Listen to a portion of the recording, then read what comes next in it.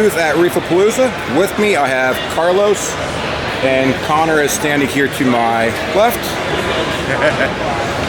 So go ahead and tell me. I know you guys got a couple new products you're showcasing. You've got the Maven here, and also the Soul. So let's start off using the Maven. Show me what makes this different from other testers on the market, and just give us a high-level overview of how this thing works. All right, so let's start with the differences. Okay, so the differences are you don't have to test everything all the time. So if I want to know what my nitrates are, I don't have to go through alkalinity, calcium, magnesium, phosphates in order to do that. I'm not going to force you to do that. We're not going to force you to do that. Second difference, it is all in the machine. The machine uses one pump with pinch valves, which makes calibrating much better because you calibrate two pumps to make sure that they run the same. One pump, it's pretty much no calibration. There'll be a slightly calibration because we have to know how long the line is. But other than that, it's going pretty much calibration free. Okay. Another thing that we do that the other machines don't do, which is really important, is flushing. After every test, we're gonna flush the lines with salt water, then RODI water, and then there's an air pump in here, and it's gonna blow the lines out. And then the machine is gonna go into idle. Okay. Which means that there's not gonna be any crystallization for reagent getting stuck on the lines and then getting clogged, which means then you have a pump with a clogged line and pressure comes off, and then you end up with liquid inside the machine. Okay. All right, so we have that. Also, the air, what's going to happen with the air is during the test, that pump is going to push air into the reagents to agitate them. Okay. All right, so we're trying to make sure that we cover all the bases for what we think are some of the shortcomings from other machines, that have been on the market for a long time. The beauty about being number two is being number two is not bad. Being number two usually means you can't fix. So I think a good way of putting that is Red Sea, when they introduced their reef mat. They were the last one to introduce their fish roll. Yes. And it's kind of taken over. Yeah. So it just works. Because they were able to fix a lot of the frustrations from other people. And there's nothing, and you know what? Number two has the option, and oftentimes they don't. Yeah. But when they do, it's kind of nice. Yeah. Exactly. So another thing that we do with this machine, I'm going to show you right here if you want to close up. Here, look at this. This is where the cuvee is. Okay. Right there. So if I want to change the cuvee because after a couple months it gets stained, it gets tinted or stained, right here, right there, and I just pop it right out. Nice. That's it. Yeah, it's going to make life a lot right easier. There, and then I just put it right here, and then it's magnet. Boom. Nice. The other thing that we've also done on this is look at here. Here's a cuvee. Here's a window that lets you see inside. The photometer is back here with the stirring motor too. It's on the side behind. So if this were to overflow, the water just seeps down and it goes down that way. Nice. So, now I imagine those are the magnets. Are those stainless steel? Yes. They're going to be coated, so you won't be able. Okay. You wouldn't have a problem. Cool. Yeah. Cool. Exactly. All right. Now what we're going to do also is you have two inputs. So the machine can actually test two tanks. Okay. Or it can test one tank in your calcium reactor or a tank in your sulfur reactor, because that's what nowadays is taking off. Yeah. So what we wanted to do is give everybody, an option for a second machine. If you don't need it, that's fine. But if you do, you have that option. Okay. All right? And then the machine is going to be $11.99. Really? $11.99. Oh, okay. Okay. You'll be able to run with this reagents right here, the way they are, you'll be able to run up to 100 tests. Okay. Now, something that I want to make sure is clear is like they are reagents, they are chemicals, which means that once you crack that bottle open, there is a time. There is a shelf life. There's a shelf life on them, just like milk. Do you guys have the shelf lifetimes figured out yet? We're testing it right now because with the scientists, and we think it's going to be between 3 and 6.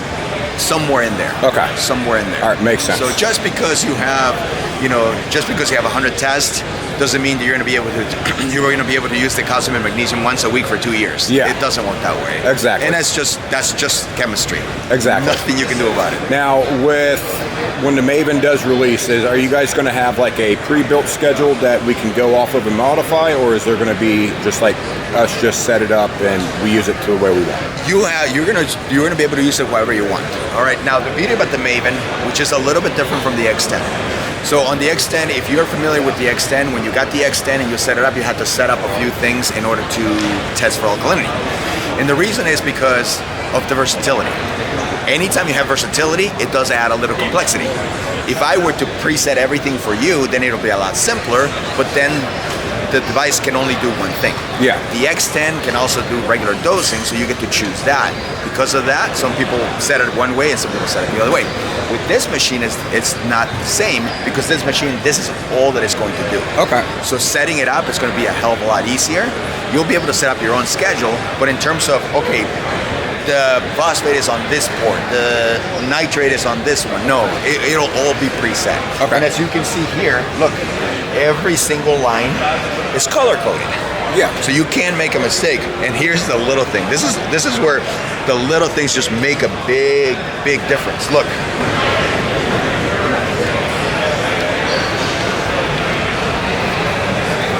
Nice. That's going to make life easier. Look, and then if I go ahead and grab this.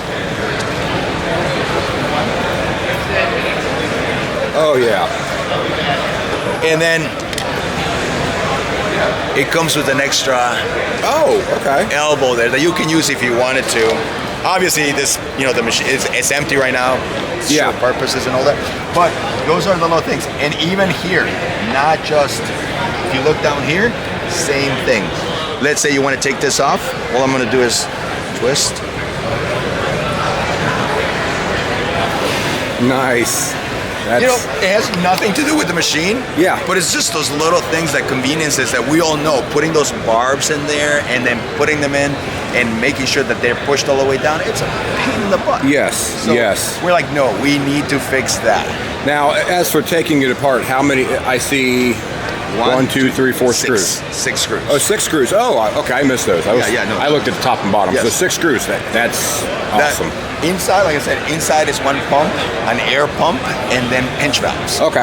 And then again, you know, we're not going to say that you don't need to do maintenance on the machine, because every machine needs maintenance. Yeah. But if we go back to what I said at the beginning of the video, where we're flushing it with salt water, then RODI water, and then air, and leaving the lines empty while in idle, then it does make sense that at that point, I'm not going to have to maintain it as often as the other ones. Now, as for flushing, is it just doing it to the reagent lines, or is it doing that to the supply lines too? It's doing it to the supply lines as well. Oh, really? Yeah. Well, the reagent lines, sometimes it goes the air. Air flushes the reagent lines because it's agitating the chemicals. But the lines going to here, the lines coming from the tank, they're going to get flushed. Okay, cool. Now, the chemicals in here, it's not like the X10, or the IV. They are going to have to go into their own container, but the chemicals are not hazardous. So I know you'll be able to put them down there. Yeah, I know you won't be able to rinse the supply lines with RODI, but as for flushing the supply lines, is that going to be able to be flushed, but with the air pump after a test too? We can do that too. Okay. Yeah, we can do that too. But I wasn't sure, since that automatic thing was going to be there. Is it designed to kind of just keep the lines primed afterward? Yeah, no. What it does is it'll self-prime. This machine will self-prime, and that's what makes it a great machine. But the lines can be flushed if you want to, and we can put that into the logic. We're still figuring out the logic on those things. Yeah. We got the logic on the testing, and but you know, little things like that. Yeah, if you could figure out how to flush those and automatically reprime those, that would be awesome. Well, you can do that because you're going to be able to tell us what the length of the line is. Yeah. So you're just going to say, okay, the line to the second tank is 10 feet.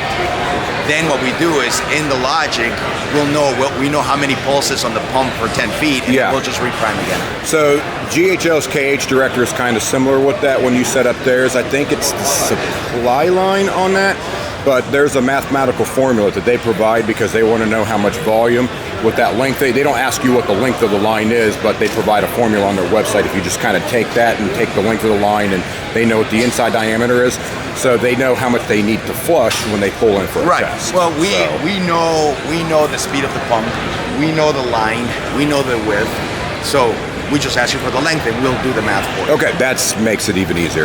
Yeah, you got all the variables. You can do the math. Yeah, that was one thing I didn't like about setting that machine up. So this is kind of like the Maven in a nutshell. You know? Yeah. So I also see it comes with 2 drive ports and 2 sense ports too. Yes, 2 sense port. You know, if you wanted to put a water sensor on your RODI container, you know, and you don't have to get a big RODI container. It's a small one, because you saw the cuvee. It's like 3 millimeters. Yeah. You know, so it's not much. And then on here, the drive ports, if you want to attach a couple of dosing pumps, you know, for your alkaline and your calcium, you can do that in the machine. But the machine can also work as part of the collective. So, you know, if you have an X10 in this, or a Minnow, or the Soul, which we'll talk in a little bit, you know, then they will get the information, and then they can do those. Okay, nice. So that's definitely, I'm looking forward to that. One thing I've always wanted to do is I've always wanted to be able to test like my salt water on my reservoir. I've never found a good way to integrate that, and I'm finally seeing a way to do it now. Yeah, So. Yeah, exactly. So you put one line to your fresh mixed salt water, and the other one to the tank. Yeah, because one thing with me, I've always stuck with using Tropic Marin Pro Salt, because since I have to store salt water, it has a really good shelf lifetime of being stored in a reservoir. But the alkalinity values in Tropic Marin Pro Salt, it's only 7, and I like to maintain my values at 8 to 9 in my tank. Okay. And so that means I'm dosing a lot of alkalinity on top of that. Yes. So I've recently changed over to Fritz RPM, and I asked Fritz when I switched, I was like, what's your testing show about storing this? Like, we don't know. Like, you don't know this. This has been around forever. So, but like, we would think it would work. I'm like, okay, well, saltwateraquarium.com, when I spoke with them, they said they always use Fritz RPM, is what they use on all of their tanks. And they're like, we've never specifically tested it, but they're like, we have kept it in like a mixing container and used it like 2 weeks later. So I'm like, oh, we'll give it a shot. And I'm like, now if I can find a way to pull data on that, yes, here we go. There you go. There you go. Yeah, you'll be testing multiple salts now. Now we've also got the Soul. The Soul right here. So the Soul is the latest kind of addition to the HYDROS world. And it's because we at CoralVue, we sell the FX STP, that Kimura FX STP. And that thing is awesome. It's a little pump metal, it's made to last. But the problem with the FX STP is that it only goes to about 100 milliliters per minute. Yeah. And then we're like, okay, so what happens if we want something else? We want something higher. Yeah. And we're thinking, okay, how do we do this correctly? So we looked into different pumps, different heads, and this one was the one that we liked the best. It's just a medical grade Kimura head. Yeah. You know, and it uses different dimension. The rubber, it's a lot thicker, it's a lot sturdier. You know, we're also using quick connects, which makes it a lot easier, because most of the stuff is going to be used for reactors and long runs. And in long runs, you don't want to be using vinyl or silicone, because now, it'll kink. Yeah, for people that are using vinyl, are you guys going to provide the quick connect fittings to convert for the handouts? Well, you can actually you can put a quick connect barb in here and then turn it into vinyl, whatever you want. I mean, but the capabilities with this is just so much nicer. Oh yeah. Every time when I use my Neptune doses, that was the thing that kind of ticked me off with those, is they didn't include that. So they had a workaround to where you could buy the John Guest fittings and they screwed on. Yes. But it used to be we had to cut like the ends off, like the actual part where we slipped over the dosing tube, to be able to take advantage of the screws, because it was, I think it was like the same NPT thread pattern. Okay. But then we could screw it up and then we can put an RODI line. Okay. No, we kind of put this ones in here. The machine can run for as little as 0.1 milliliters per minute, so it's pretty damn accurate, and it can go as high as 300 milliliters per minute. Now, people are going to say, well, this pump can run much higher speed, but we also have to take into consideration safety, heat. In order to get an IP65 rating, you have to close this thing. And if it's closed, it's not vented, Yeah. then there's only so much you can do. So it's like anything else. People, you know, you want the IP65 because it's made for the aquarium, then you're gonna have to give up something. Exactly. And exactly. you know, sometimes you know, people fail to see that, and they want IP65, and I wanted to do 1,000 milliliters. You know, it's a give and take, as they say. Yeah, exactly. It's a give and take. Exactly. 300 milliliters, we felt it was the temperature was safe, and it was something that we could do, that people could use Okay. as well. It has a lot of, if you want to use this pump to push up one floor, you can do it. Okay. One time, just a little anecdote I have. I forgot I had it plugged in. I had a valve, and I closed the valve for doing something, and then I forgot to open it up, and then I turned it on. I mean, the pressure of this thing, and it just Now, whoa. have you guys calculated how much head pressure it can take? We haven't done that yet. We're working with Camor to get that information. The only thing is just like any, and this is just, as I say, sometimes it's just common sense. It's that if you put head pressure on this thing, then you're gonna have to calibrate a little more often. So yeah, with me, the way you guys go about implementing auto water change like that would probably be a good thing. A lot of people would want to pick these up for too. Yeah. As long as they use the high and low level sensors, there really isn't going to be a need. No, for there's not going to be a need. The only reason that's what I would do is the calibration, is that to add that redundancy where, let's say, the water draining would take 10 minutes. Yeah. Then I'm going to say set the timer so that it can only run up to 12 minutes. And Yeah. if it runs more than that, then give me a warning because there's something wrong. So one thing I've learned when I was a big Apex user for 8 years, out of the box, the way they do auto water change, right? My dose normally sat downstairs in the basement. Mm-hmm. There's no high and low level sensors for their auto water change. When you go through like the Task Wizard, you calibrate it and you run. After running auto water change for, let's say, 3 to 6 months, I kept finding my salinity going down. Yes. And then when I switched to GHL, theirs was automatically high-low level sensors. You can go up and do Based the way, time? yeah, Yes. you can do based on time, but we don't recommend that. I'm like, well, let me figure out why. And then as I was playing with it, I know even when I got it calibrated for that 1 minute, it never stayed the same. No. Never stayed the same. I was like, this is exactly why my salinity was dropping forever. Yes. Neptune was telling me I was changing 2,500 ml a day when it was actually probably pushing up 2,000, maybe Right. 1,500 ml. Right. So we decided that we wanted to do the best of both worlds, which is you have the sensor, but as a peace of mind on the app, you can actually put in there a max time on. Yeah. You know, you're gonna make that 2, 3 minutes, 5 minutes, depending on how big the water change it is. But the whole point is that if this pump is running for this long, there's something Yeah. wrong here. It stop and give me a warning. Yeah. And so you can do that with this one. Now, 300 milliliters a minute. So you do the math. If you have a huge tank and you're doing automatic water change, it's probably not gonna work. Yeah. You know, because it's a limit. But if you have a smaller tank, it'll work fine. Still for 300 ml, that would probably be running at max speed. You're looking, what, 3,000 ml for about a gallon roughly? It's right about? 3.78. Yeah. So 3 and Yeah, so it'd still be a good pump for auto water. I mean, you're 3,300 milliliters. That 0.3 liters. You know, Yeah. so it would be easy to do it. You just have to remember that not every device fits every application. Exactly. You have to do the math before you go. Don't Exactly. buy this and then Exactly. and then you're like, oh crap, it doesn't work. Exactly. You gotta do it the other way around. Exactly. All right. Well, definitely looking forward to it, man. It looks like it's a great device. Do we know what the asking price is going to be for these when they come out? This one is going to be $299. Okay. $299. Yes, $299. Yes, yeah, $399. All right, and it can run both reverse and forward. Okay. And part of the collective, or it's a standalone. Okay, cool. All right. Works for me. It looks great, and looking forward to having it, man. Thank you, man. All right, Thank you for stopping by. All right, thank you.